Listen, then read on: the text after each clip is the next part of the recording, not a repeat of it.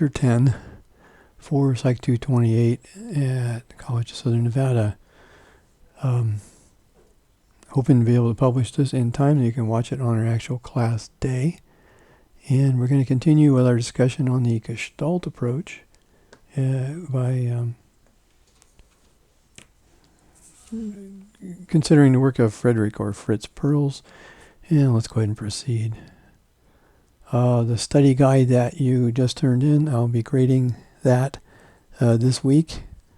Thank you for turning it in on Canvas. The next study guide, however, is going to be a submission by Word or PDF document that you will send to my email address. We'll talk about that a bit later or at the end of the lecture today. So we'll continue on with this idea of being existential and taking up some of the ideas in the Gestalt approach. So Perls tells us that the dream can be seen as a central attack directly into the midst of one's non-existence. So this is a bit critical look at it here, but basically that the dream is opening up for us a view into ourselves that tells us what we're avoiding doing and being. And that's sort of the essence of this thing, is that the dream is providing information for us. And Perls then is telling us that the look is into our non-existence, into the things that we're avoiding. The people that refuse to remember dreams, according to Perls, are in essence refusing to face their own existence. So if the dream is pointing out where our non-existence is, then the lack of dreams is screaming even louder, saying it's like we're refusing to even face these problems of existence at all, and therefore the dreams disappear. Now this is Perls' point of view, and not everyone agrees with him.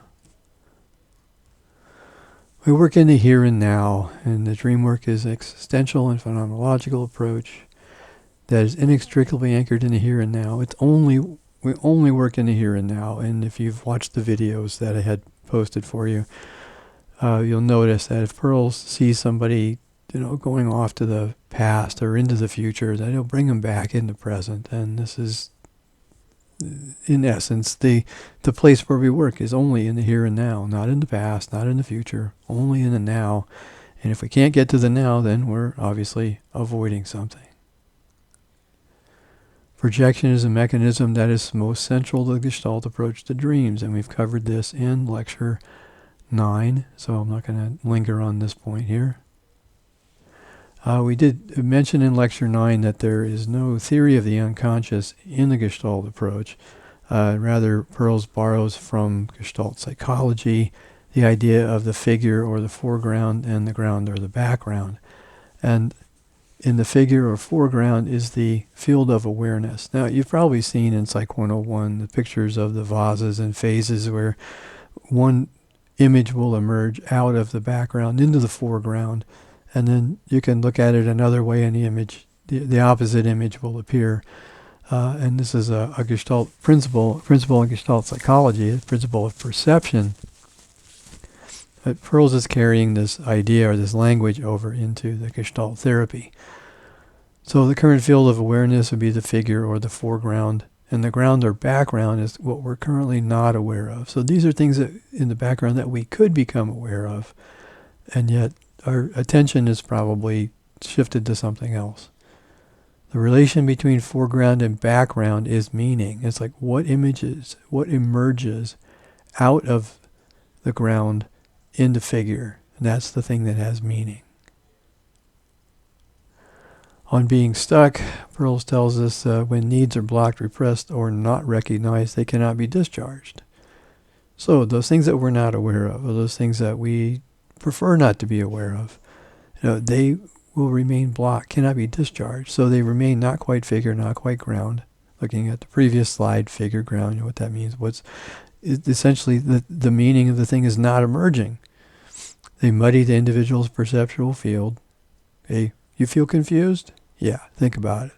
These unfinished situations they're muddying up your perceptual field. The emergence of a new need which might organize the field in a cogent manner. So in a way, the neurotic prefers to prevent the organization of the field and rather remain stuck in the past. Pearls talks about issues of support and how, if we self-support, do we need environmental support? And also he talks about contact and withdrawal as mechanisms of self-regulation. Self-regulation is a big deal. Remember, Jung thought the psyche was self-regulating and proposed the idea of the dream as compensation.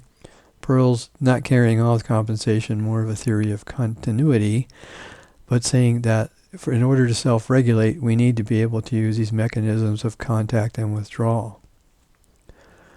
So the outer zone, we talk about area of awareness of objects, of stuff outside of ourselves. And the inner zone is awareness of the subject, the stuff that's going on within us. It's internal. And there's a middle zone, a zone of fantasy. So when we zone out, often it will be referring to this zone here, the zone of fantasy, daydreaming, fantasizing. Here in actual world, that this mechanism is helpful. I mean, sometimes we just need to take a pause or go to the fantasy zone, where we can imagine whatever outcome we'd like, or just distract ourselves away from a situation for a while. The inner zone, awareness of us, what's going on within us. And the outer zone, awareness of what's going on between us and the world. So what we're going to talk about in a bit is how, for a neurotic person, this mechanism is all out of whack. That they're going the wrong direction, or they're stuck here in the middle and not taking care of their needs. In Pearl's model of neurosis, there are 5 layers, and these are the 5: cliche, role-playing, impasse, implosion, and explosion. And we'll look at each of these in a little bit more detail. Cliche. The cliche layer is these meaningless tokens of meeting, things that we do to be sociable, such as saying, have a nice day, did you find everything you were looking for? The kind of maybe grocery store experience that we have at checkout. When someone asks you, did you find everything you needed? They don't really want you to give them an existential list of things that help you find your purpose and meaning in life, that help you, experience yourself as a spiritual being, as well as someone who shops, travels, and goes out to eat. They're just looking for a little response to know that you're alive and just to be recognized. And these aren't necessarily evil or bad things. Some people live in this layer and they have no depth. So without this layer, we find that we're not sociable.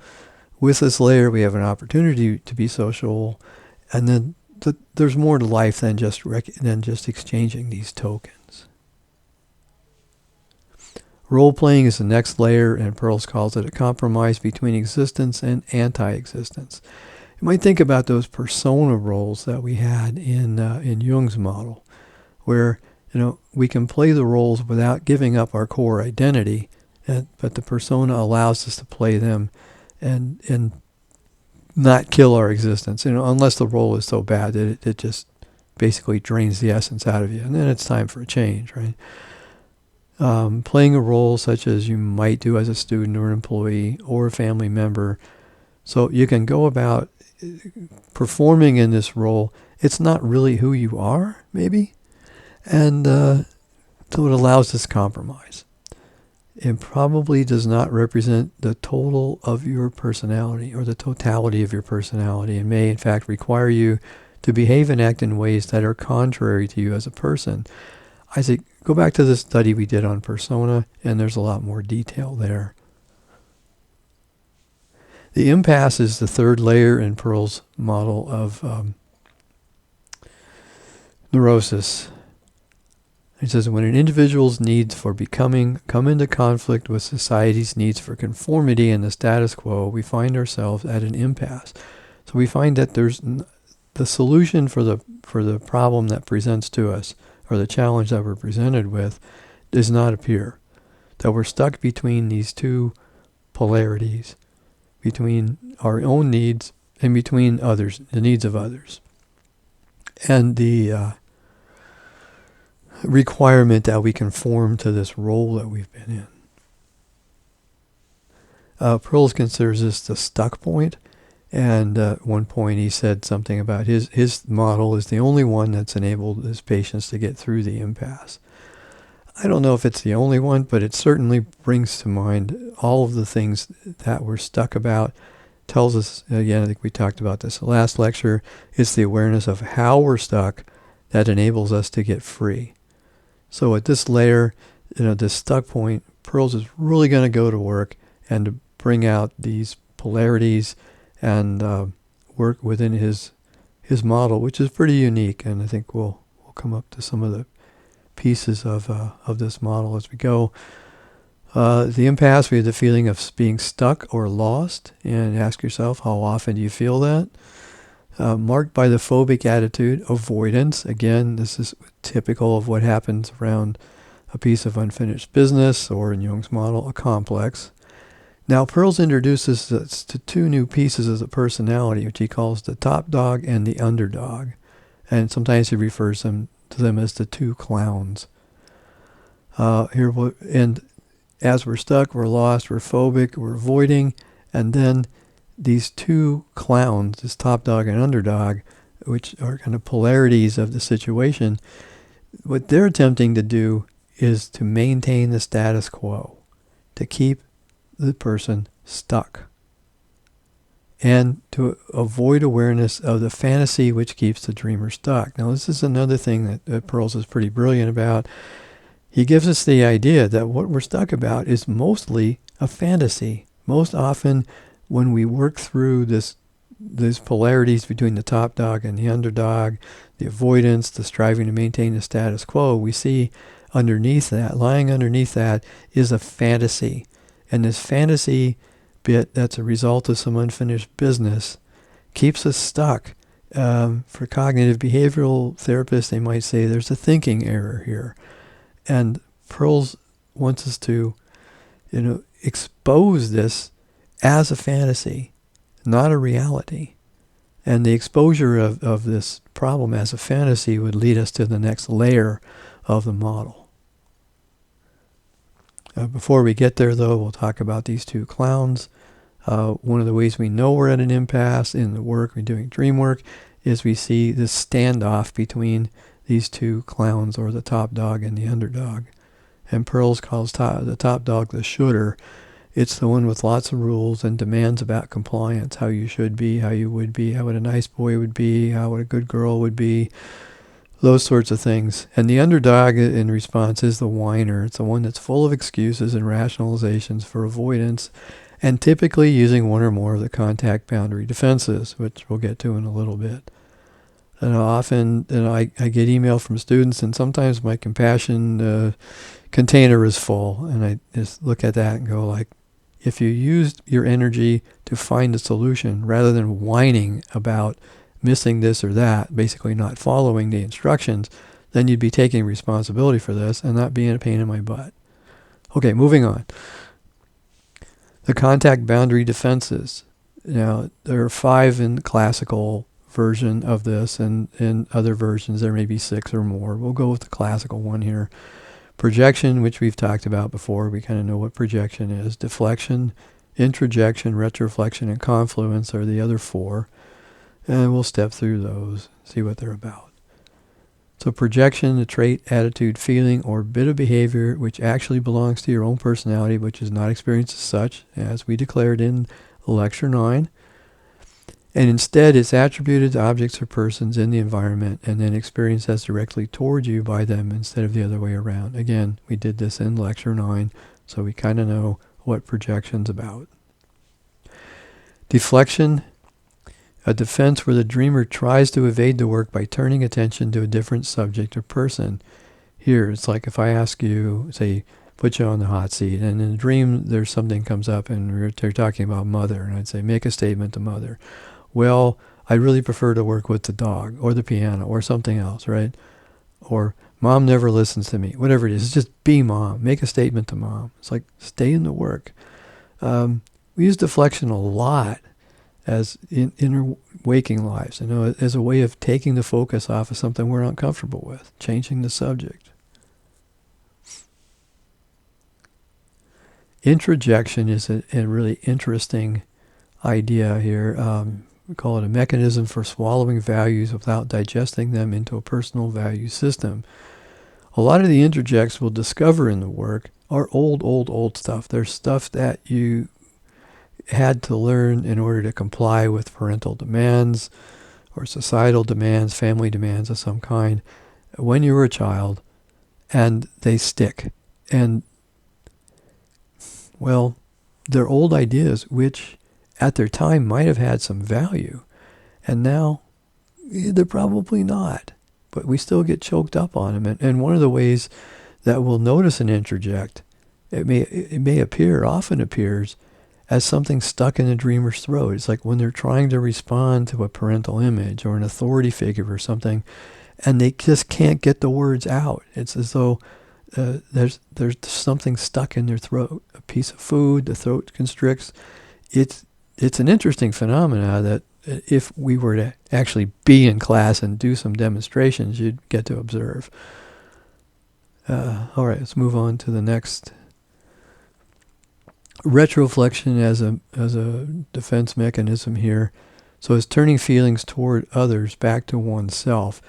And you may see this in some of the videos that I've asked you to watch. There's one where a young woman, I think her name is Judy, and has her hand in sort of in a judo chop kind of position, and she's smacking her leg, chopping her leg.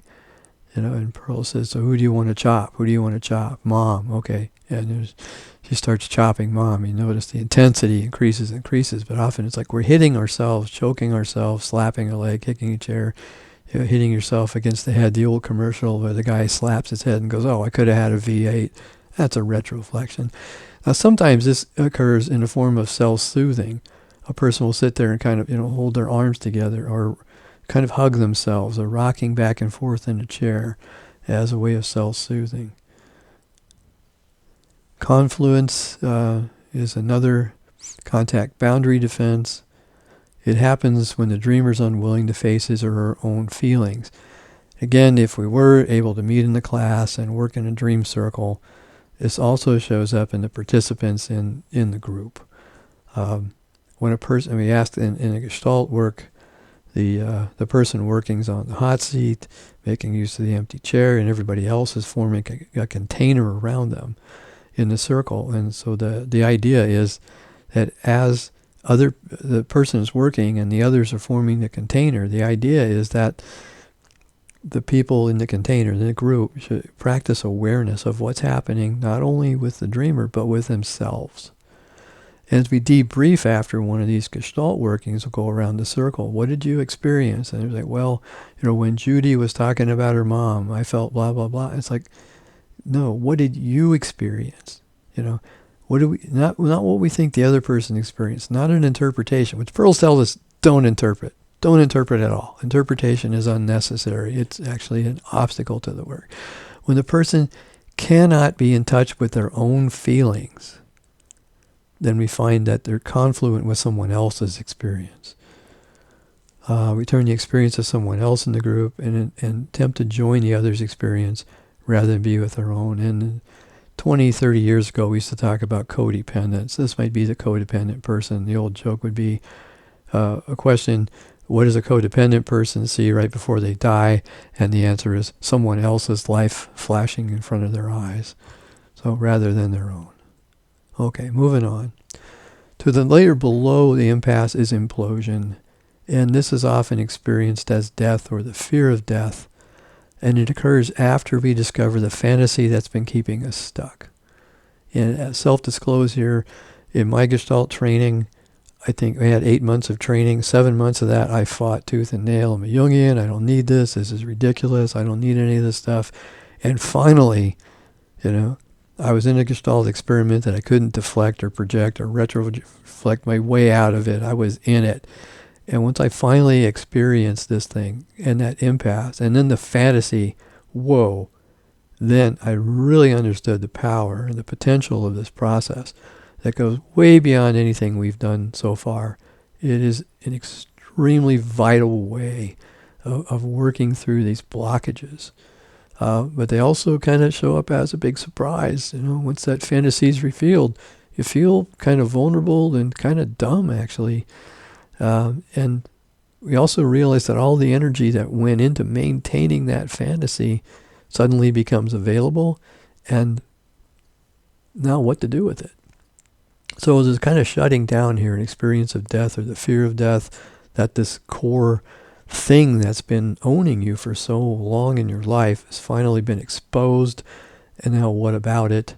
The dreamer tries to squirm their way back to the impasse, and Pearls tells us, part of our job as a therapist or an analyst at this point is to maintain that continuum of awareness, keep the person in this stage, in this fourth stage of the neurotic layer, and the experience of this implosion layer, this death layer, is typically very short. It's intense and it's short, and it leads to the next layer, which Pearls calls the explosion. We have, or my friend calls me cynical when I mention it, a near-life experience, a kind of a breakthrough. You can touch something that's been absolutely forbidden for some time in your life, and you get a piece of yourself back. We might have then the experience of being an authentic person. Pearls tells us we may experience this through grief, anger, joy, or in sexually repressed people as orgasm.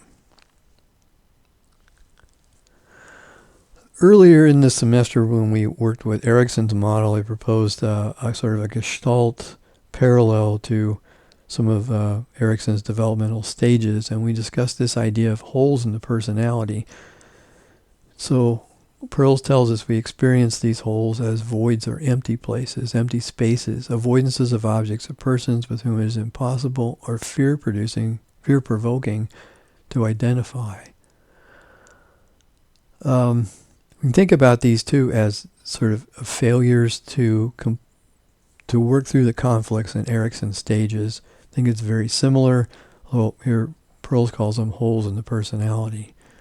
And they appear, as we said before in Jung's model, as complexes. And we can say how many of us have persons or objects, shadows, that we can't identify, that are missing faces or pieces of themselves.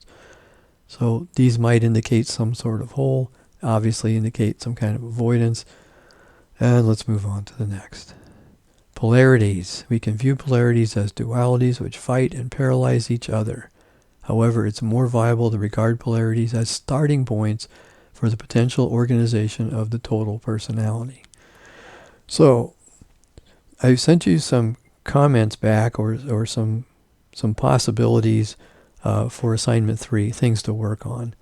And typically then I'm going to ask you to be this, be that, make a statement to this, those sorts of things. And those things I want you to work on in Study Guide 8. And what we're hoping to do through those, is to find these polarities. So work through Study Guide 8. I'll provide you feedback from Study Guide 8 to use for Assignment 3.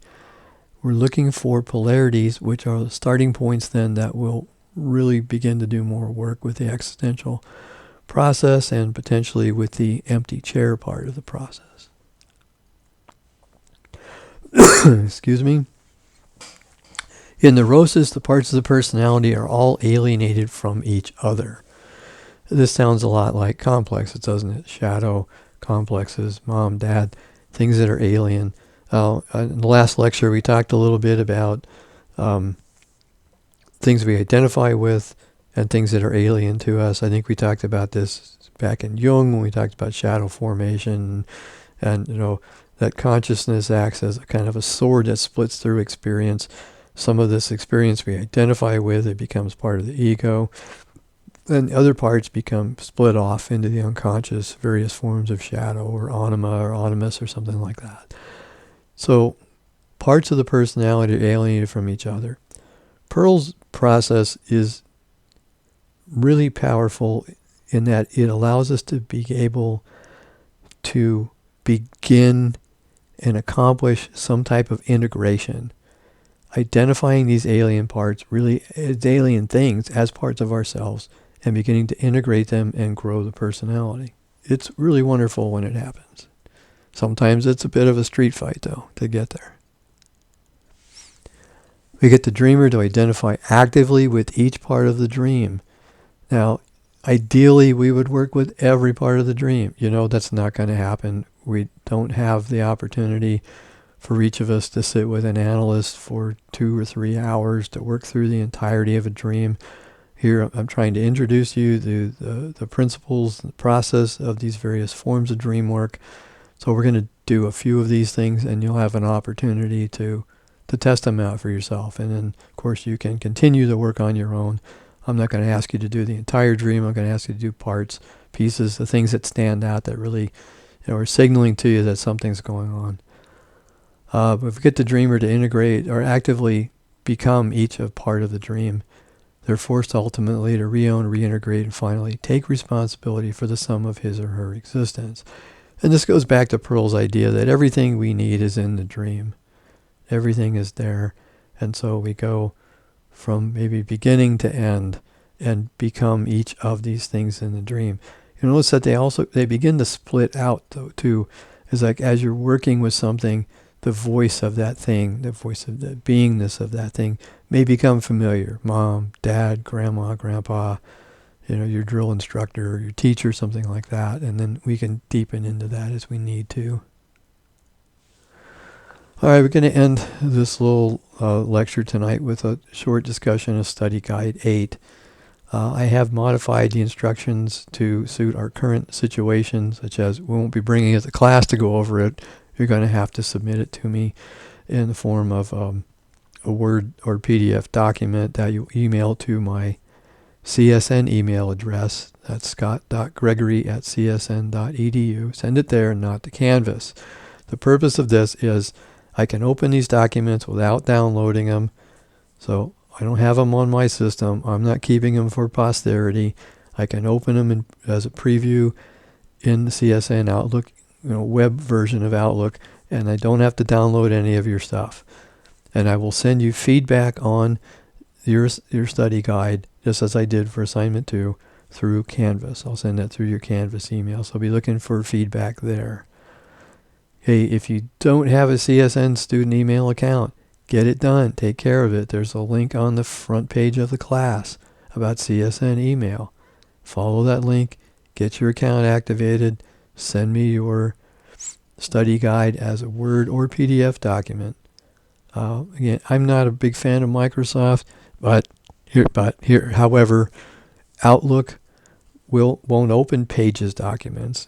I use Pages on the Mac. It won't open Pages documents. It'll open Word documents. It'll open PDF documents. If you use Google Docs and you'd rather not download the thing in Word file and email it to me, if you want to send me the link to your document, that's fine as well.